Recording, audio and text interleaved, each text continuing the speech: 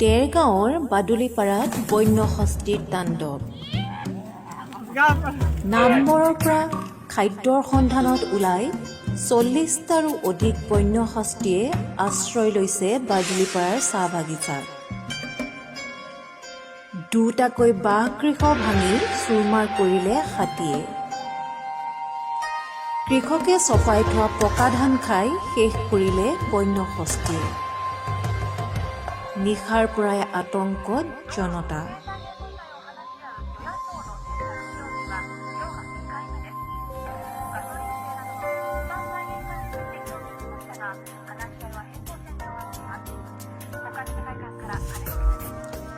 দেৰগাঁৱৰ বাদুলিপাৰাত বন্য হস্তীৰ তাণ্ডৱ।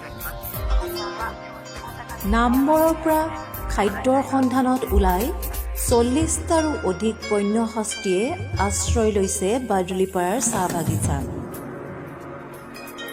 দুটাকৈ বাঁহগৃহ ভাঙি চুৰমাৰ কৰিলে হাতীয়ে। কৃষকে চপাই থোৱা পকা ধান খাই শেষ কৰিলে বন্য হস্তীয়ে। নিশাৰ পৰাই আতংকত জনতা। News desk report, today Dergaon.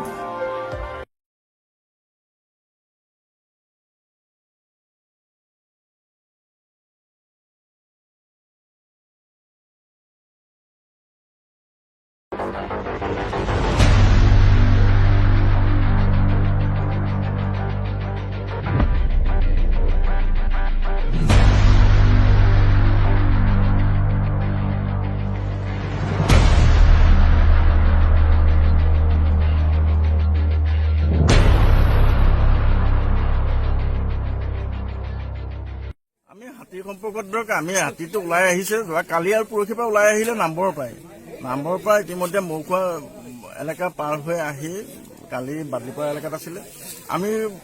আমি সকলো দল নুমলীগড়, দেৰগাঁও, গোলাঘাট আমি সকলোৱে একত্ৰিত হৈ আমি হাতী খেদাৰ ব্যৱস্থা কৰি আছো।